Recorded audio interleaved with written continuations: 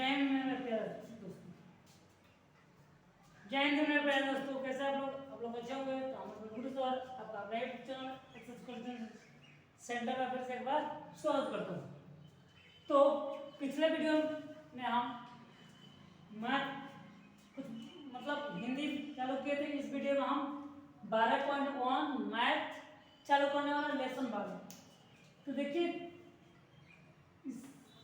समझना मतलब लेसन को समझने से पहले ये बात सुनने से पहले ये बात सुनना आपका बहुत इंपॉर्टेंट बात। बोला गया है जितना जीतेंगे हम ये वादा करो, जीतेंगे हम ये वादा करो, कोशिश हमेशा ज्यादा करो, हिम्मत भी रूठे पर किस्मत भी रूठे पर हिम्मत न टूटे, मजबूत इतना ज्यादा करो। मतलब कि किस्मत भी टूटे पर हिम्मत ना टूटे, मजबूत इतना इरादा करो। यह आपका था एक लाइन और ये लाइन बहुत इंपॉर्टेंट है, आप लोगों के लिए इंपॉर्टेंट है। तो बारे में बात करते हैं। पहले हम चलते हैं ब्रीथ से, देखेंगे ब्रीथ ये लाया आया कहाँ से, ब्रीथ से क्या है क्या नहीं, इसके बारे में समझेंगे। तो वीडियो को ज़्यादा से ज़्यादा शेयर कर दीजिए उन भाइयों को मुझे जिसको हम ब्रीथ कुछ भी नहीं आता है, जिसको ब्रीथ नहीं आता है, जो ब्रीथ से बहुत दूर भागता है, जो ब्रीथ के क्षेत्रफल निकालना नहीं आता, जिसको ब्रीथ समझने में नहीं आता कि ब्रीथ होता क्या है, उसके पास ये वीडियो जाना चाहिए। जाएगा तबे हमको भी अच्छा लगेगा कि कोई ना कोई वीडियो देख कर हमारा क्या किया है, सीखा है। तो ये ब्रीथ आज हम चालू करने वाले बहुत इंपॉर्टेंट ब्रीथ का ये चैप्टर। अब ये ब्रीथ लेसन 12 है, क्लास 10th लेवल का है। किस लेवल का है वो? क्लास 10th लेवल का। यहाँ से आपको एक एक पॉइंट, एक एक फॉर्मूला और एक एक क्वेश्चन इस क्लास में करवाने वाले। तो आप वीडियो को अंत तक देखिए और वीडियो को छोड़ के मत जाइएगा। जैसे वीडियो को छोड़ के चले जाइएगा, आप जितने आधा अधूरा पढ़ेंगे वो भी क्या हो जाएगा, भूल जाएगा। तो देखेंगे आपका लेसन 12 है जो एनसीईआरटी बुक का है। ब्रीथों से संबंधित कुछ उसके क्षेत्र लेसन 12 देखते हैं। तब वो ब्रीथ आप देखे होंगे जो एक टायर होता है, क्या होता है टायर, ये एक ब्रीथ का आकार का है।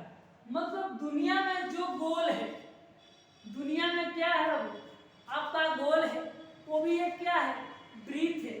ये भी गोल है तो ये भी क्या है, ब्रीथ है। मान लीजिए ये मेरा बोर्ड व्हाइट बोर्ड गोल होता तो ये भी एक ब्रीथ का आकार का होता। आया बात समझ में? अब मान लीजिए ये है, ये क्षेत्र है, ये इतना के बारे में बात करें, मार्कर के ऊपर वाला हिस्सा का, तो ये भी एक ब्रीथ का आकार का है। तो ये एक ब्रीथ है। आइए तो अब ये ब्रीथ को देखिए। अगर हम दैनिक जीवन में बारे में बात करें तो जितना टायर देखते हैं दुनिया में, आप जितना टायर देखते हैं तो वो एक ब्रीथ है। जो गांधी चरखा चलाते थे उसमें जो चक्का लगा था वो भी क्या है, ब्रीथ है। आया बात समझ में? वो एक ब्रीथ का रूप है। ये सब ब्रीथ होता है। देखेंगे आगे, जैसे कोई गोला पार दिया, ये गोल बना दिया, ये भी क्या होता है, ये भी एक ब्रीथ है। चलिए देखते हैं, ये एक ब्रीथ। अब ये ब्रीथ वाला चैप्टर है तो इसमें दो ये फार्मूला होता है, उससे ज्यादा कोई फार्मूला नहीं। अब जिस तरह फार्मूला आगे बढ़ेगा उस तरह हम भी फार्मूला के पीछे पीछे की ओर बढ़ेंगे। थोड़ा सा ब्रीथ जैसे चालू किए तो इसका पहले ब्रीथ का परिधि बता देते हैं बाबू। अगर इसका ब्रीथ का परिधि देखेंगे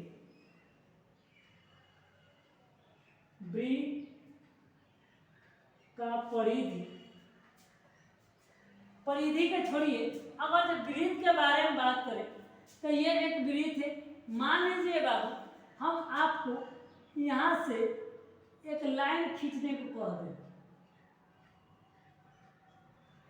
क्या खींचने को कर दे, लाइन खींचने को कह दे, तो ये लाइन क्या कहलाएगा, तो बाबू ये लाइन समझिएगा कि ये लाइन जो कहलाता है वो वृत्त का व्यास कहलाता है, डायमीटर कहलाता है।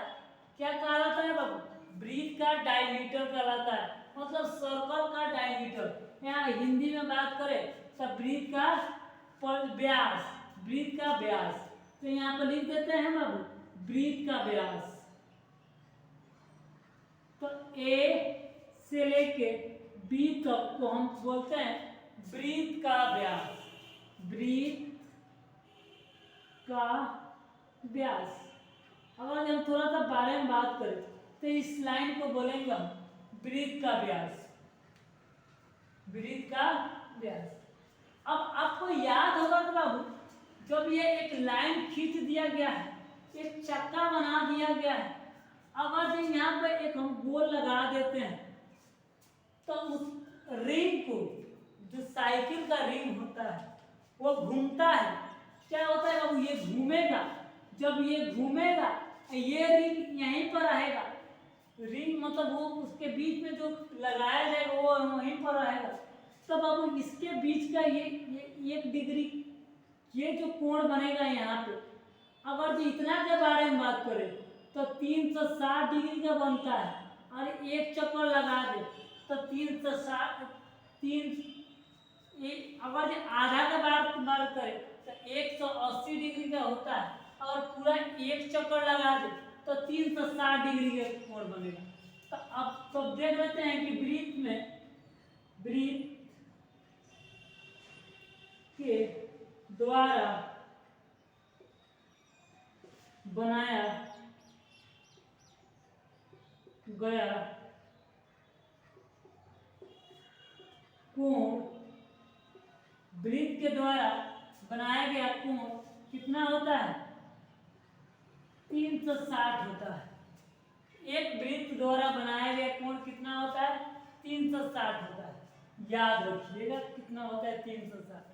अगर जे हम इसके वृत्त को बीचों बीच से एक लाइन को ड्रॉ कर देते हैं, एक लाइन खींच देते हैं, उस लाइन को हम क्या बोलते हैं, व्यास बोलते हैं। मतलब वृत्त के बीचों बीच एक रेखा खींच दे,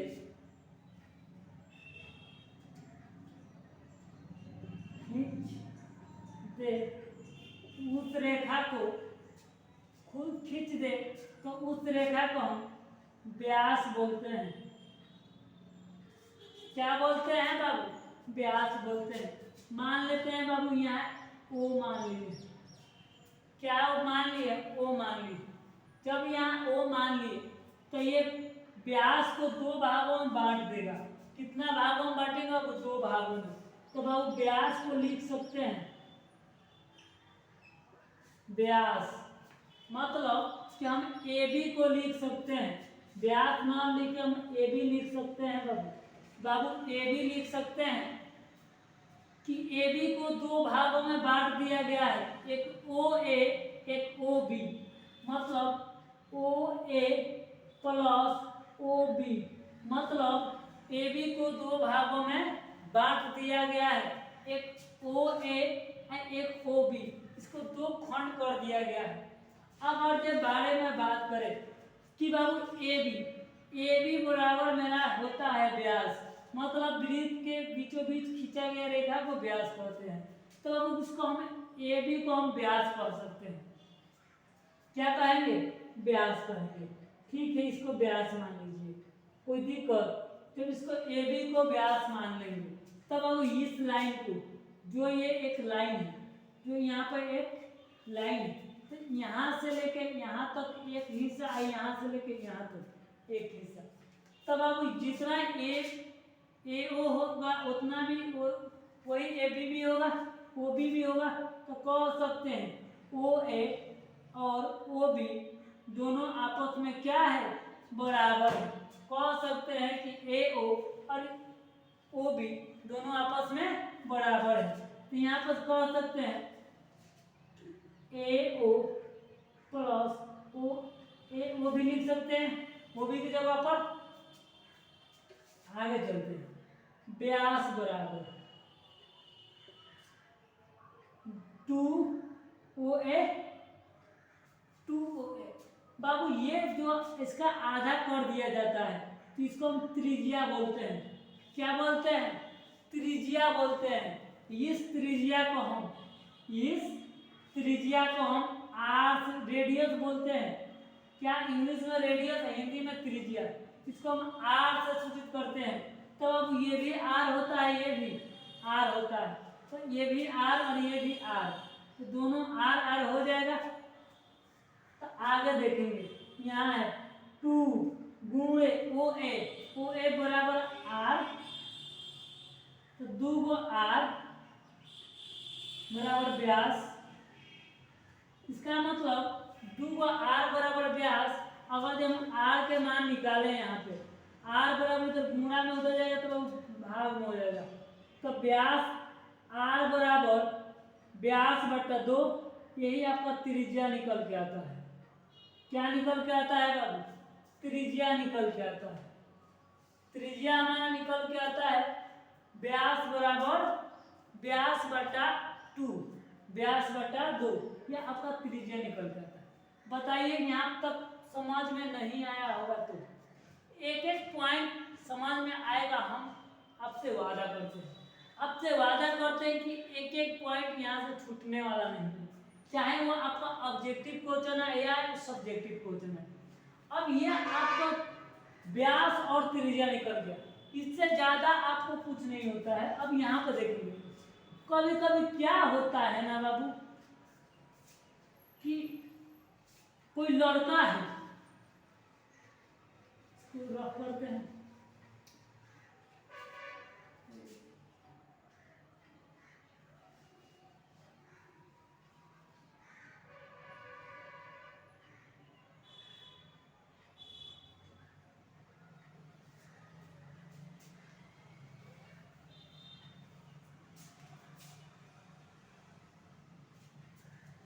कभी कभी क्या होता है कि कोई लड़का है, कोई एक सर्कल जैसा मैदान, क्या है बाबू, सर्कल जैसा मैदान, मतलब ये सर्कल जैसा मैदान है।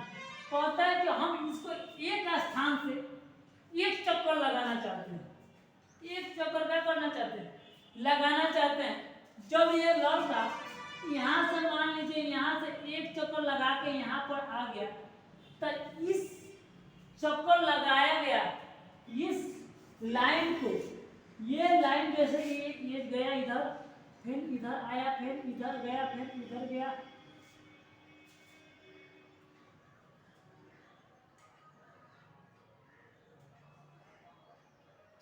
तो ये लाइन को ये चक्कर लगाएगा, उसको बोलते हैं हम परिधि बोलते हैं। क्या बोलते हैं हम बाबू, परिधि। परिधि, तो ये लाइन हमारा होता है वृत्त का परिधि, वृत्त का परिधि, वृत्त का परिधि। तब अब वृत्त का परिधि, अब देखिए इसको परिधि निकालेंगे कैसे।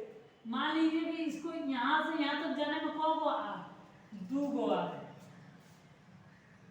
2 गो आर। अगर जब मान लीजिए 2 गो आर और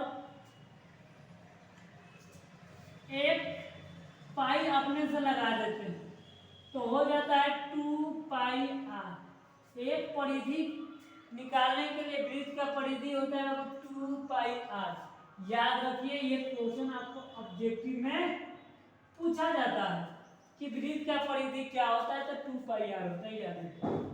अगर हम बारे में बात करें वृत्त का क्षेत्रफल, क्षेत्रफल मतलब ये पूरा क्षेत्र को बोल रहा है, मतलब ये पूरा क्षेत्र निकालने के बारे में बात कर रहा है। इसका मतलब ये पूरा क्षेत्र हमको निकालना है, तो 2r पाई, तो पाई आर का क्या कर देंगे स्क्वायर, ये हो जाएगा वृत्त का क्षेत्रफल। बोलिए यहाँ पर कोई दिक्कत हुआ होगा? नहीं, आपको यहाँ तो कोई समस्या नहीं है। हम इतना लिख देते हैं कि बाबू यहाँ तक आपको समस्या नहीं है। अब हम क्या करते हैं ना, छोटे छोटे प्रश्नों की ओर चलते हैं।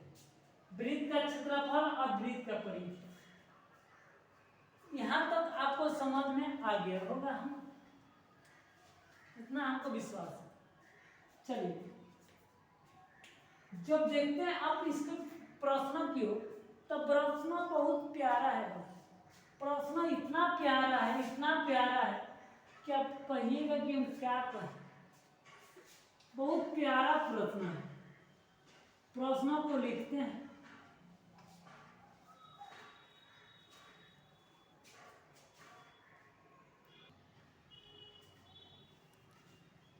चलिए बाबू, क्वेश्चन बहुत शानदार है, बहुत छोटा सा क्वेश्चन है, लेकिन क्वेश्चन बहुत बार आपके बोर्ड में पूछ चुका है, ये याद रखिए। क्वेश्चन बहुत शानदार है। बोला गया है दो वृत्तों की त्रिज्या है।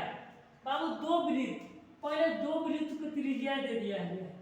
मान लेते हैं, छोटा ले लेते हैं, पहला वृत्त और दूसरा वृत्त।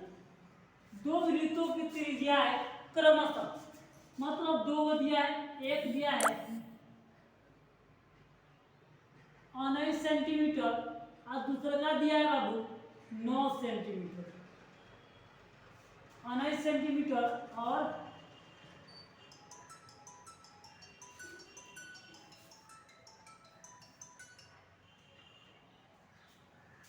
9 सेंटीमीटर। उस वृत्त की त्रिज्या ज्ञात कीजिए जिसकी परिधि इन दोनों वृत्तों की त्रिज्या के योग की क्या है, बराबर है। मतलब योग मतलब क्या करना है, जोड़ना है, और उस वृत्त का परिधि ज्ञात करने की इन दोनों को जोड़ के एक बड़ा वृत्त का किया गया है, बनाया गया है। मतलब इसका निकलना है।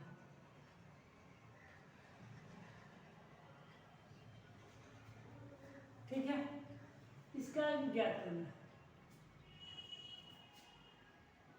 कोई दिक्कत नहीं। तो कहा है कि दो वृत्त को त्रिज्या क्रमशः इतना त्रिज्या इतना इतना इतना है, जिस तो उस वृत्त का त्रिज्या ज्ञात कीजिए जिसकी परिधि इन दोनों वृत्तों की त्रिज्याओं के परिधि के योग के क्या है, बराबर है। ठीक है, अब हम देखते हैं कि हमको दिया है, हल करते हैं। हमको दिया है कि इसको मान लेते हैं पहला वृत्त और दूसरा, पहला वृत्त दूसरा वृत्त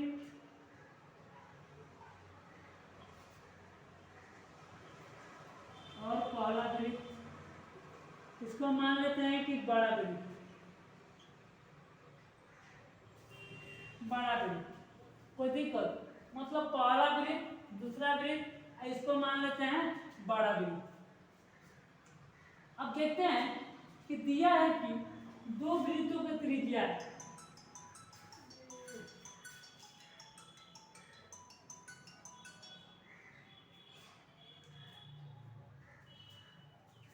पहला वृत्त की त्रिज्या है, वृत्त की त्रिज्या है कितना दिया है, 19 सेंटीमीटर दिया है, तथा दूसरा वृत्त की त्रिज्या है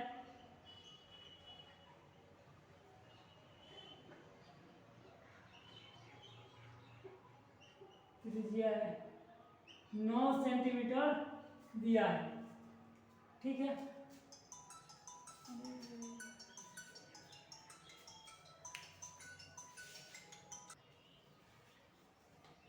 चलिए आगे देखते हैं। मतलब पहला वृत्त की त्रिज्या इतना, दूसरा वृत्त की त्रिज्या इतना दिया का, हमको निकालना क्या है, बड़ा वृत्त का त्रिज्या निकालना है। तो लिखेंगे बाबू बड़ा वृत्त की त्रिज्या बराबर r सेंटीमीटर, बड़का r सेंटीमीटर। यहाँ तो कोई दिक्कत नहीं। अब कह रहा है इसकी परिधि इन दोनों वृत्तों की परिधि का योग के बराबर है। परिधि भी इनका योग के क्या है, बराबर। तो लिखेंगे प्रश्न चलेंगे, प्रश्न से जब प्रश्न से चलेंगे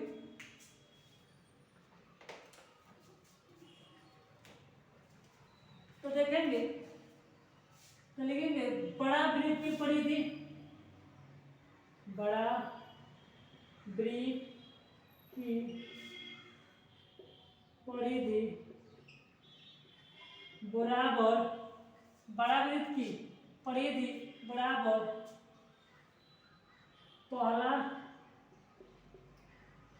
वृत्त की परिधि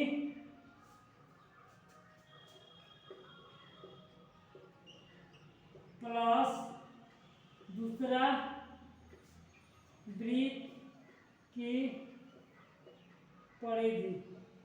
मतलब पहला बड़ा वृत्त के परिधि बराबर क्या हो जाएगा, पहला वृत्त के परिधि बराबर दूसरा वृत्त की परिधि। तो बड़ा वृत्त के परिधि में 2 पाई r मतलब वर्ग r, बड़ा वृत्त की परिधि बराबर पहला वृत्त की परिधि 2 पाई पहला r, 2 पाई r पहला वृत्त की परिधि इसी r1, दूसरा वृत्त की परिधि r2। अब इसमें देखेंगे पाई पाई पाई 2 पाई 2 पाई 2 पाई सब में कॉमन है, तो 2 पाई को बाहर निकाल देते हैं। तो 2 pi into r1 plus r2, इससे ये क्या हो जाएगा, कट जाएगा। 2 पाई से 2 पाई क्या हो जाएगा, कट जाएगा। अब बचेगा कितना, r बराबर r1 प्लस r2। तो r1 का मान कितना है, 19 सेंटीमीटर, और r2 के मान कितना है, 9 सेंटीमीटर। बराबर जोड़ देंगे तो आपका हो जाएगा 28 सेंटीमीटर। इसका मतलब कि जो बड़का त्रिज्या होगा तो कितना हो जाएगा, 28 सेंटीमीटर उसका मान हो जाएगा। इसी तरह आपका क्वेश्चन भी पूछा जाता है बोर्ड में। ये बहुत छोटा सवाल था, ये याद रखिएगा। इसी तरह एक और क्वेश्चन है, उसको भी हम हाथों हाथ देख लेते हैं, वो भी बहुत इंपॉर्टेंट सवाल है। देखेंगे क्वेश्चन नंबर 2।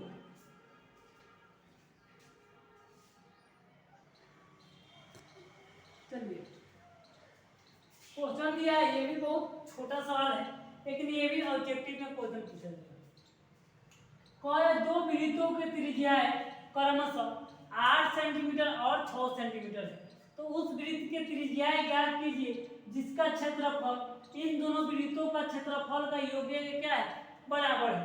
कहने का मतलब मेरा बाबू ये है कि मान लीजिए एक वृत्त ये मतलब छोटा बनाते हैं, एक वृत्त ये है प्लस एक वृत्त ये है, तो दोनों को मिलाकर एक बड़ा वृत्त बनाया जा रहा है।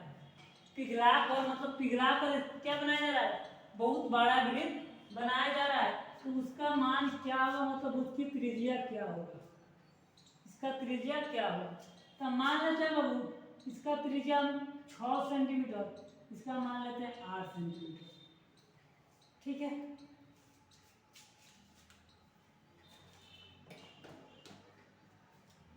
इसका 6 सेंटीमीटर, इसका 8 सेंटीमीटर। इसको मान लेते हैं पहला वृत्त, इसको मान लेते हैं दूसरा वृत्त, इसको मान लेते हैं बड़ा वृत्त। आपको यहाँ तक समझ में आएगा। तो हम देखेंगे कि पहला वृत्त में क्या दिया है। तो पहले तो दिया है वो दिया है कि पहले क्या दिया है उसको देखते हैं। कह रहे कि दो वृत्तों की त्रिज्या है क्रमशः, मतलब पहला वृत्त की त्रिज्या बराबर मान लेते हैं 8 सेंटीमीटर है, और दूसरा वृत्त की त्रिज्या है बराबर 6 सेंटीमीटर। तो बड़ा वृत्त की त्रिज्या है बराबर कितना हो जाएगा 8 सेंटीमीटर। यही तो निकालना है। अब बोला है जिसका क्षेत्रफल इन दोनों क्षेत्रफलों के योग के बराबर है। तो लिखेंगे बड़ा वृत्त का क्षेत्रफल बराबर बड़ा वृत्त का क्षेत्रफल बराबर पहला वृत्त का क्षेत्रफल प्लस दूसरा वृत्त का क्षेत्रफल। मान लीजिए वो पहला वृत्त ये है और दूसरा वृत्त ये है। चलिए आगे देखते हैं।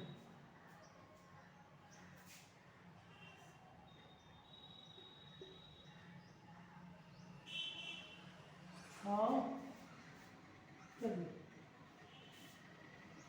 तो दूसरा मान लेते हैं, इसको पहला मान लेते हैं, कोई दिक्कत नहीं है, वही होगा उसमें। तो पहला वृत्त का तो बड़ा वृत्त का क्षेत्रफल होता है पाई आर बड़का आर पाई आर स्क्वायर। ये का क्षेत्रफल होता है पाई आर स्क्वायर। तो पहला वृत्त का क्षेत्रफल पाई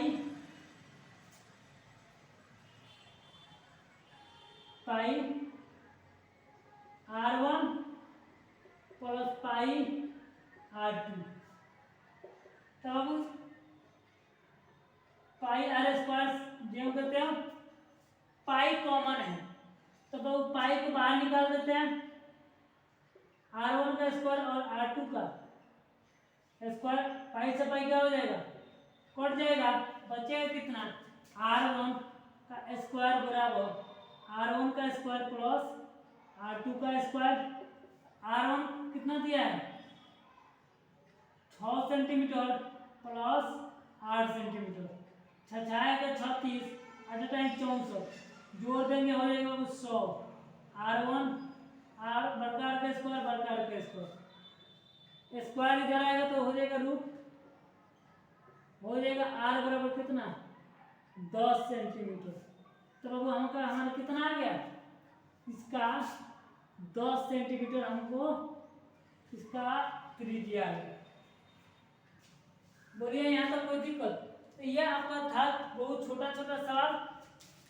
अब इसमें एक और बारी मतलब 5 नंबर का एक क्वेश्चन है जो हम अगले क्लास में हम समझाने की कोशिश करेंगे। तो ये बहुत इंपॉर्टेंट सवाल था, बहुत ऑब्जेक्टिव के लिए बहुत आसान था। तो आज के लिए इतने रहने देते हैं, मिलते हैं नेक्स्ट वीडियो में, तब तक जय हिंद।